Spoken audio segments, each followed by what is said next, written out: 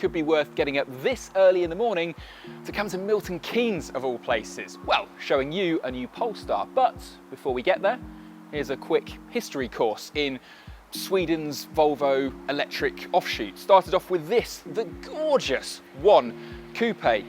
Not all electric, a hybrid, 600 horsepower and 140,000 pounds. So unfortunately not for everyone.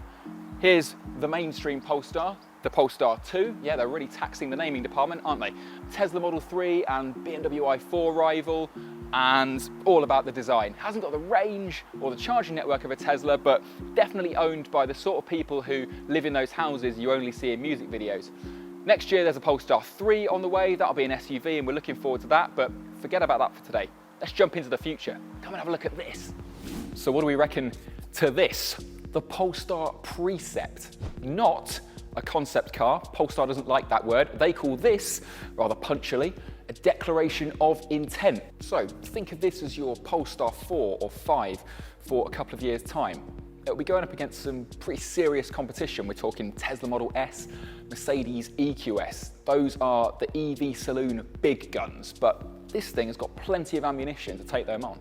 Right, let's have a closer look at some of the details, because I don't know about you, but I'm really getting on with how this thing looks. This is not your daddy's Volvo anymore. So check out these headlights. Still looks like a fallen over capital T. We've seen that on Polestars before. That is inspired by Thor's hammer, apparently. That's Thor as in Scandi folklore, not as in Marvel Cinematic Universe. Then we've got air coming up under this duct and out the top here. That's acting as a front wing. I like that. My favorite bit of the front, down here. No fake grille cooling an engine that simply isn't there. Instead, we've got what Polestar calls the smart zone. This is full of sensors, cameras. This is where the tech that will help the car semi-autonomously drive itself maybe will live. And that works with that box of tricks on the roof.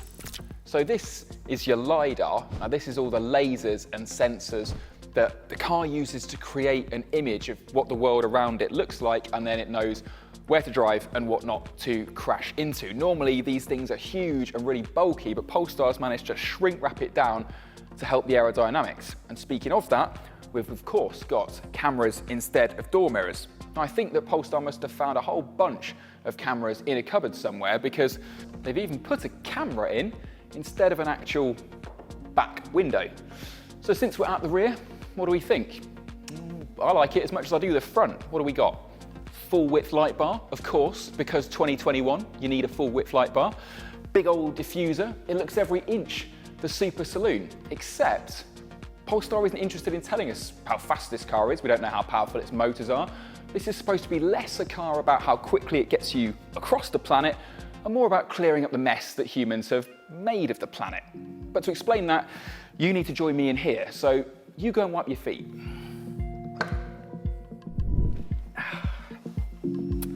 Comfy. Okay, so here we are, and it's very minimalist, as you would expect. Big portrait orientation touchscreen like you got in the old Tesla Model S, a round steering wheel instead of a yoke, maybe that would catch on, and no buttons at all. That's because pretty much everything in here is going to be activated through this 15-inch touchscreen, which will run, we're promised, the next generation of Google's Android operating system, and it will have the Hey Google voice assistant.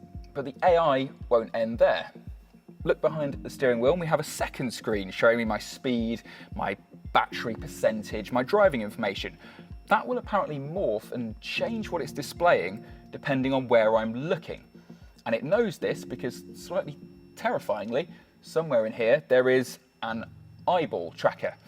So of course I did ask Polestar what happens if it sees you checking someone out on the pavement. Does it maybe bring up their Tinder profile? But they just asked me to get out of their office.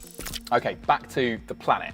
Because in the olden days, your interior's luxuriousness was scientifically measured by how many things had to die in order for it to exist.